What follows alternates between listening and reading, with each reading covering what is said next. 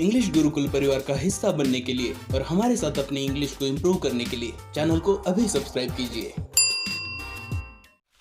Hello दोस्तों, स्वागत है आपका इंग्लिश गुरुकुल यूट्यूब चैनल पे। दोस्तों, हिंदी फिल्म में एक गाना है, दुनिया बनाने वाले क्या तेरे मन में समाई, तूने काहे को दुनिया बनाई। तो अब इमेजिन कीजिए कि भगवान दुनिया बना रहा था और दुनिया बनाते वक्त भगवान के पास तो कई सारे ऑप्शन है। वो जो चाहे वो बना सकता है, जो चाहे वो दे सकता है, क्योंकि वो तो सर्वज्ञाता है, सबका स्वामी है। तो ऐसे में आप इमेजिन करिए कि जब भगवान इंसान को बना रहा होगा तो उसके मन में क्या ख्याल आए होंगे। कुछ ऐसे ही ख्याल एक पादरी के मन में आए, हर्बर्ट, जो कि इस पोएम के पोएट है। और वो इमेजिन कर रहे हैं कि जब भगवान इंसान को बना रहा था तो आखिर उसके मन में क्या क्या ख्याल आए होंगे। और उसमें से एक ख्याल है जिसे वो एक पुली के साथ कंपेयर कर रहे हैं। पुली क्या होता है आपको पता है, जो पुली होता है कुछ इस तरह से एक गोल शेप की रिंग होती है जिसके ऊपर दोनों ओर से हम डोरी को लपेटते हैं और एक ओर से जब हम डोरी से खींचते हैं तो प्रेशर के साथ हम किसी चीज को ऊपर उठा सकते हैं, राइट। तो यहाँ पे उन्होंने एक साइंटिफिक चीज, एक साइंटिफिक इन्वेंशन जो कि एक पुली है, उसका यूज किया है एक रिलीजियस सी चीज को एक्सप्लेन करने के लिए। अब आप इमेजिन कीजिए कि एक ओर में ये यहाँ पे बॉटल है और इस बॉटल को हमने पुली लगा दी है, और जब इस ओर से मैं रस्सी को खींचूंगा तो क्या होगा, इस बॉटल को ऊपर खींच लिया जाएगा।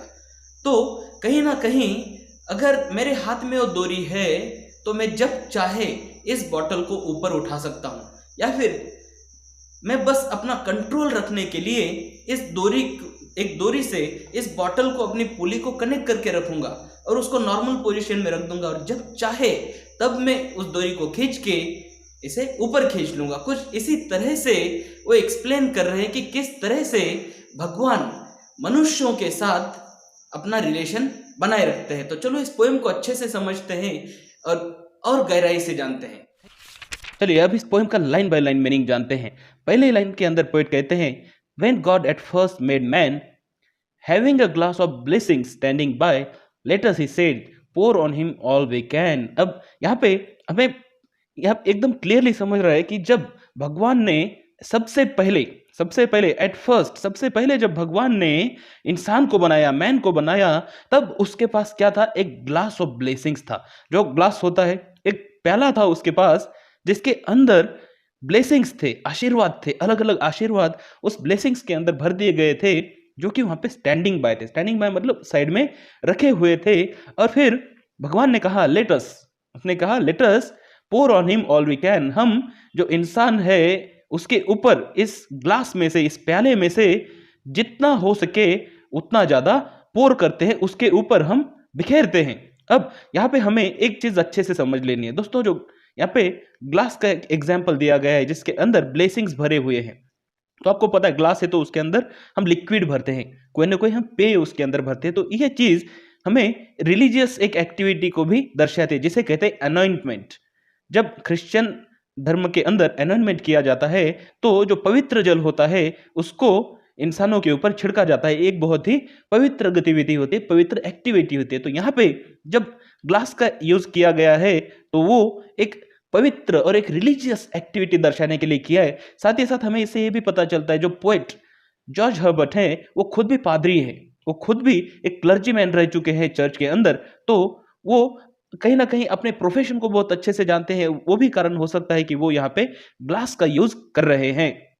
Late the world's riches which dispersed lie contract into a span. और फिर वो कहते हैं कि जो दुनिया की सारी रिचेस है, जो दुनिया की जितनी भी दौलत है, धन दौलत है, वो सारी की सारी जो कि डिस्पर्स्ड है, डिस्पर्स का मतलब होता है बिखरी हुई होना।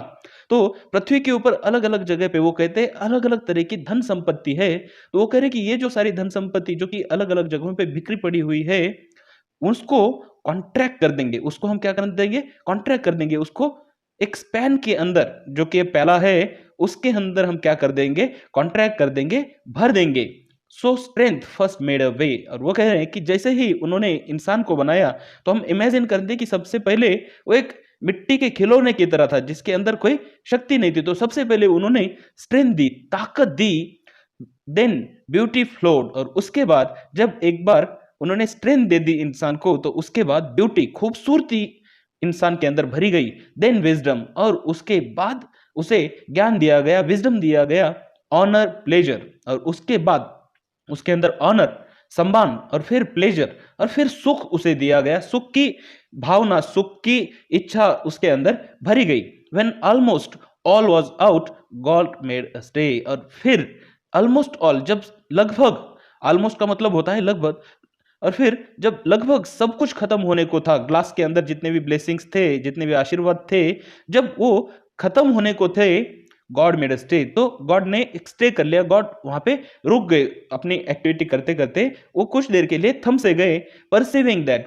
क्यों रुक गए? क्योंकि वो परसीव करने लगे। परसीव करने का मतलब होता है सोचना, इमेजिन करना, विचार करना। Alone of all his treasure rest in the bottom ले। अब वो कह रहे हैं कि वो इस चीज को परसीव करने लगे, इमेजिन करने लगे, इस चीज के ऊपर विचार करने लगे कि alone of all his treasure, अब तक उन्होंने जितना भी ट्रेजर दिया है, जो जितनी भी धन दौलत, ये जो अलग अलग, जैसे कि उन्होंने beauty, strength, wisdom, honour, pleasure, ये जो सारी खूबियां उन्होंने इंसान को दी है, ये जो सारा ट्रेजर भगवान ने इंसान को दिया है, उन सब का अलोन एक रेस्ट ही है। रेस्ट के यहाँ पे कई सारे मतलब हो सकते हैं, शांति, शांति होना, या फिर सुख होना, ये सारी चीजें, आराम होना, इन सारी चीजों को हम कहते हैं रेस्ट। तो वो कह रहे कि इन सारी चीजों के बराबर एक ही चीज है जो कि बॉटम के वहां पे है, जो ग्लास का बॉटम है, उसके बॉटम में, उसकी सतह में एक सबसे इंपॉर्टेंट चीज है, वो क्या है? रेस्ट, आराम, शांति, सुकून।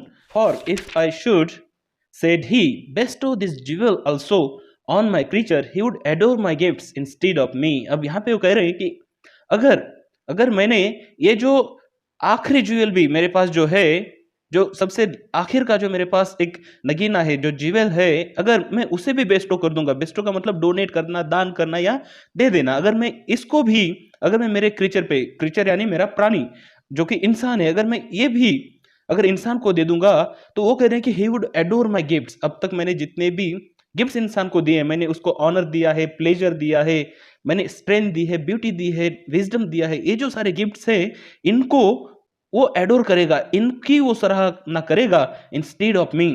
जबकि वो भगवान वो कह रहे हैं कि वो मेरी सराहना किए बगैर वो मेरे सारे जो गिफ्ट्स है उनकी सराहना करेगा, उनको वो ज्यादा पसंद करेगा।